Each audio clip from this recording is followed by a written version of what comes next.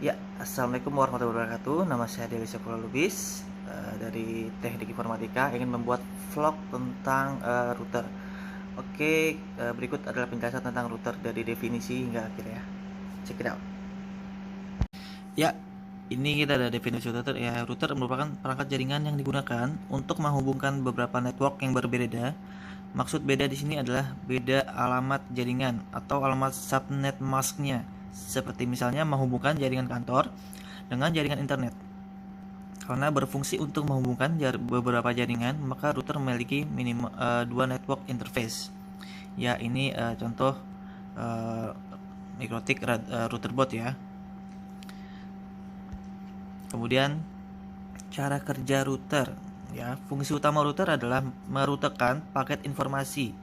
Sebuah router memiliki kemampuan routing, artinya router secara cerdas dapat mengetahui kemana rute perjalanan informasi atau paket akan dilewatkan, apakah ditujukan untuk host lain yang satu network ataukah berada di network yang berbeda. Ya, ini ada skemanya. Dari A, B, C komputer PC masuk ke router. Sini port satunya dihubungkan. Ya, sini ada lagi berapa PC ya, masuk ke dalam router, digabungkan menjadi satu, baru nanti dipecah lagi. Ya, fungsi router adalah menghubungkan beberapa jaringan untuk menyampaikan data dari satu titik pertama ke titik yang lain. Namun, router berbeda dengan switch, karena switch hanya digunakan untuk menghubungkan beberapa komputer dan membentuk LAN atau Local Area Network. Sedangkan router digunakan untuk menghubungkan antara satu LAN dengan LAN yang lainnya. Router juga berfungsi untuk melakukan transmisi informasi dari satu jaringan ke jaringan lain yang sistem kerjanya seperti bridge.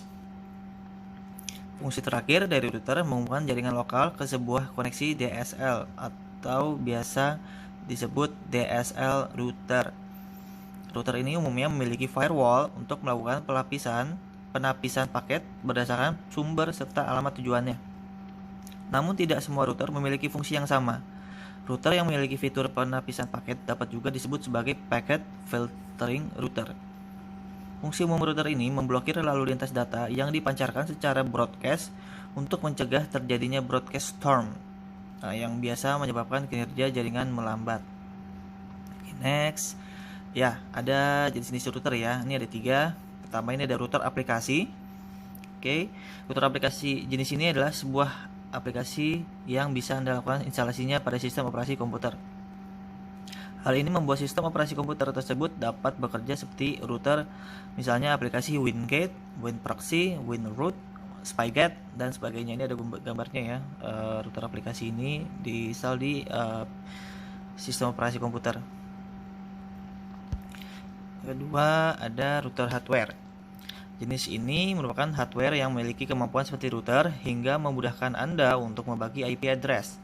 Router hardware dapat digunakan untuk membagi jaringan internet pada suatu wilayah, misalnya access point, wilayah yang mendapat IP address, dan koneksi internet yang sering disebut dengan hotspot area.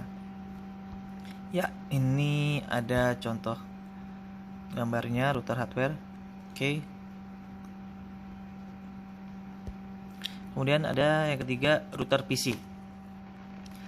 Jenis ini sebuah komputer yang telah dilakukan modifikasi demikian rupa sehingga dapat digunakan sebagai router. Untuk membuat sebuah router PC tidak harus menggunakan komputer dengan spesifikasi yang tinggi. Komputer dengan prosesor Pentium 2, drive 10 GB dan RAM 64 GB, serta telah tersedia LAN card sudah bisa digunakan untuk router PC. Komputer yang dijadikan router ini harus sudah dilakukan instalasi dengan sistem operasi khusus untuk router. Sistem operasi yang populer untuk router PC saat ini adalah MikroTik. Ya, ini skema yang gambarnya ya. Router PC.